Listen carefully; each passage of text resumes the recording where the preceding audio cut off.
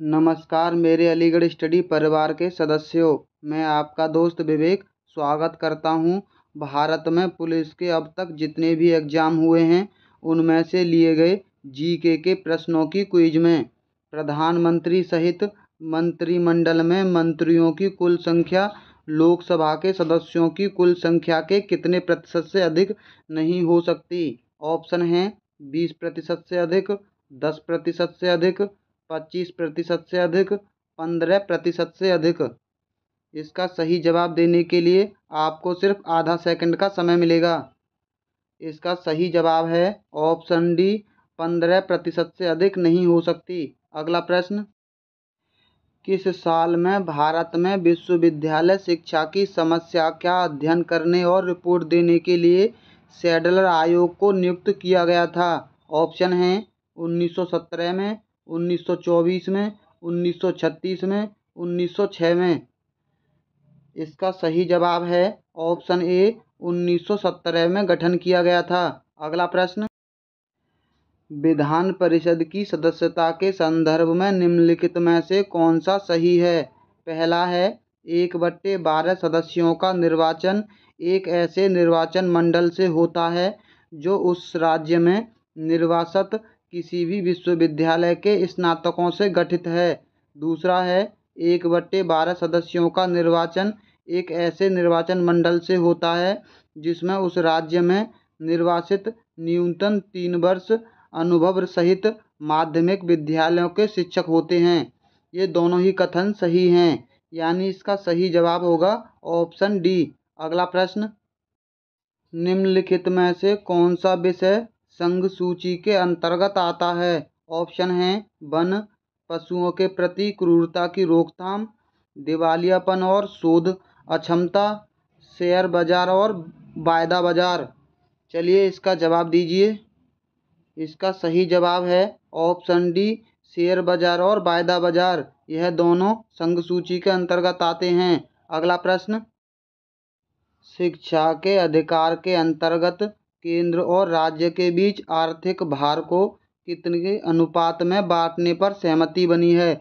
दोस्तों, हम बीच बीच में कुछ प्रश्न छोड़ते जा रहे हैं क्योंकि वह उस समय के जीके के प्रश्न नहीं थे बल्कि करंट अफेयर के थे।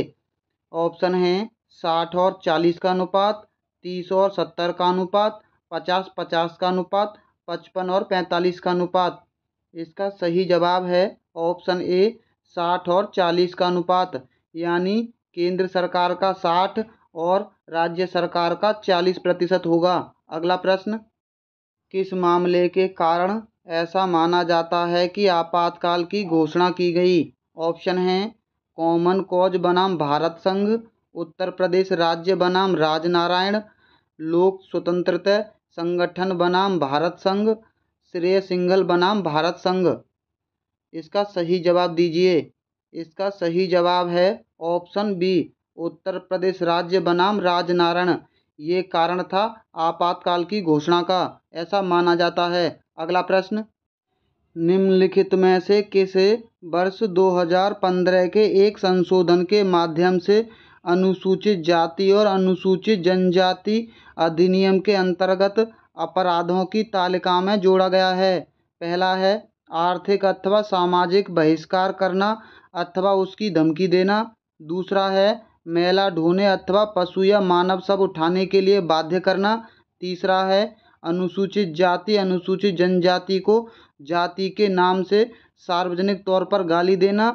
चौथा है किसी सम्मानित एवं दिवंगत अनुसूचित जाति अनुसूचित जनजाति के व्यक्ति का अपमान करना अथवा अनुसूचित जाति अनुसूचित जनजाति के लोगों के विरुद्ध द्वेष भाव को बढ़ावा देना। ये चारों ही सही हैं, पहला, दूसरा, तीसरा और चौथा।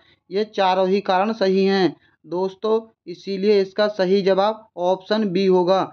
दोस्तों, ये प्रश्न इसलिए इम्पोर्टेंट है क्योंकि आजकल चर्चा में जाति बहुत है। अगला प्रश्न, किसी राज्य के नाम परिवर्तन के संदर्भ में निम्नलिखित में से कौन सा सही है। पहला है राज्य के नाम, सीमा इत्यादि परिवर्तन करने का विशेषाधिकार संसद के पास है और अंतिम निर्णय संसद ही लेती है। दूसरा है राष्ट्रपति की पूर्व संतुष्टि पर ऐसा विधेयक सदन में प्रस्तुत किया जाता है। ये दोनों ही कथन गलत हैं। इसका अधिकार राज्य सरकार के पास होता है और राज्य का मुख्यमंत्री इसको अपनी मर्जी से बदल सकता है। इसीलिए इसका सही जवाब ऑप्शन बी होगा। पहला ए और बी दोनों ही सही नहीं हैं। अगला प्रश्न है स्वसमाप्ति ऋण का मतलब क्या होता है। ऑप्शन है कम या मध्यवर्ती अवधि के ऋण का एक प्रकार जो उस संपत्ति के द्वारा उत्पन्न धन से चुकाया जाता है जिसे खरीदने के लिए इसका प्रयोग किया जाता है। दूसरा है वह ऋण जो परिपक्वता तिथि पर अपने आप ही समाप्त हो जाता है। वाणिज्यिक लेन देन के कम या बिना कोई सबूत के साथ ऋण। चौथा है उच्च जोखिम भरा वित्तीय विकल्प। दोस्तों इसका सही जवाब दीजिए।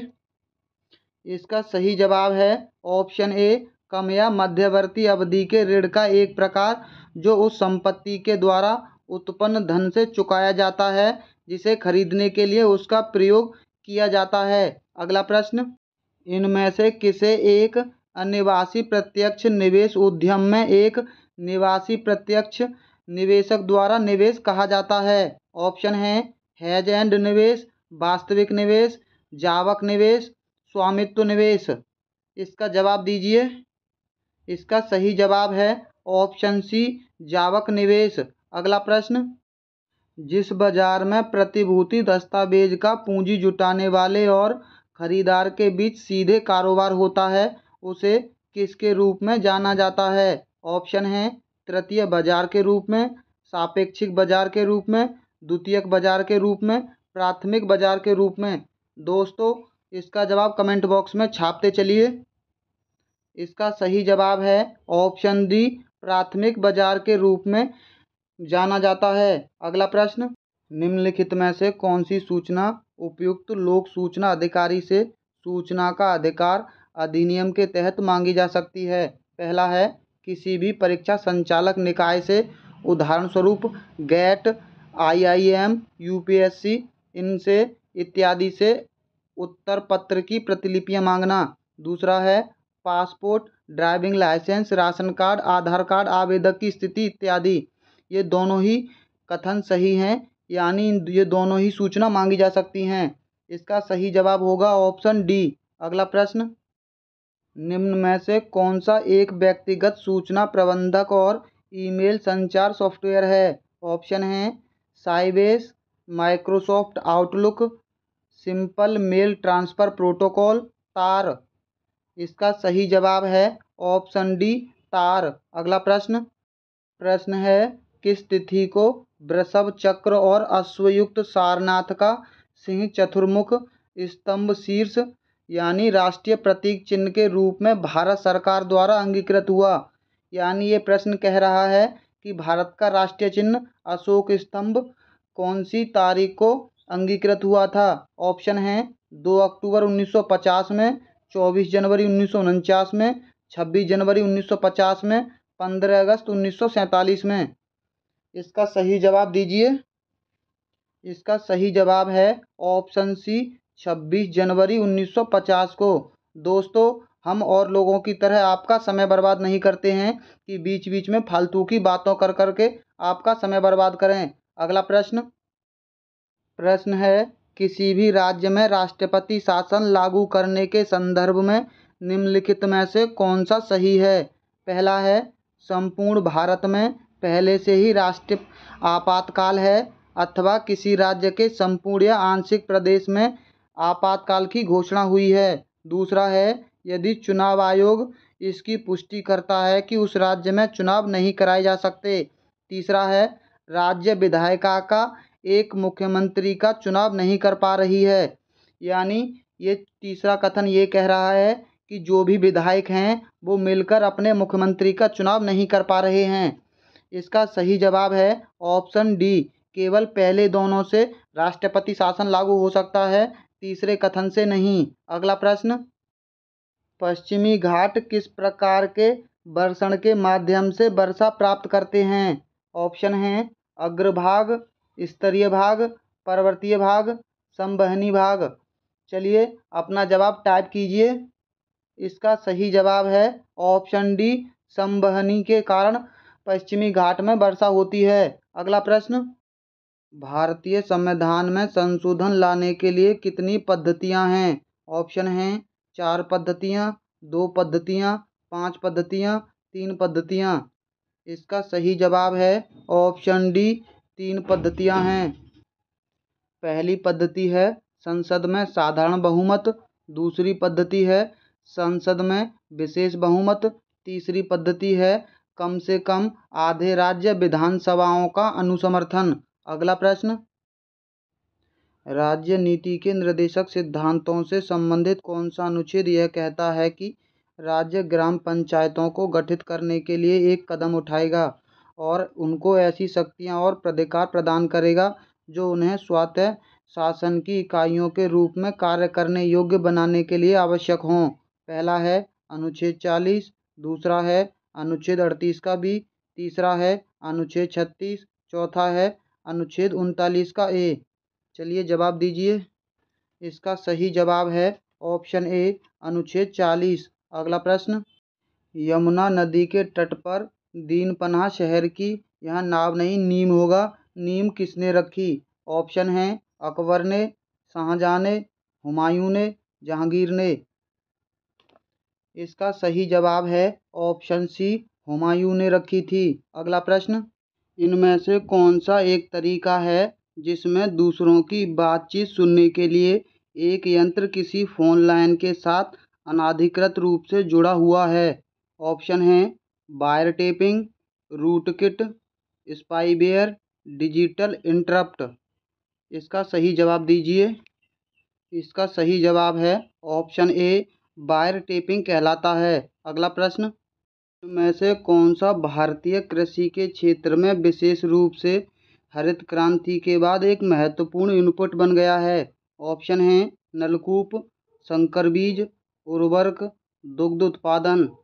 इसका सही जवाब दीजिए। इसका सही जवाब है ऑप्शन सी, उर्वरक। अगला प्रश्न है संक्रमण एस्कारियासिस निम्नलिखित में से किसके कारण होता है? ऑप्शन हैं परजीवी गोलकृमि के, हुककृमि के, सूचीकृमि के, फाइलेरिया कृमि के। इसका सही जवाब ऑप्शन ए है, परजीवी गोलकृमि के कारण एस्कारियासिस होता है। अगला प्रश्न, निम्नलिखित में से कौन सी परिभाषा आयकर से संबंधित नहीं है? ऑप्शन हैं छूट, सरल फॉर्म, मोड बैट, निर्धारण वर्ष।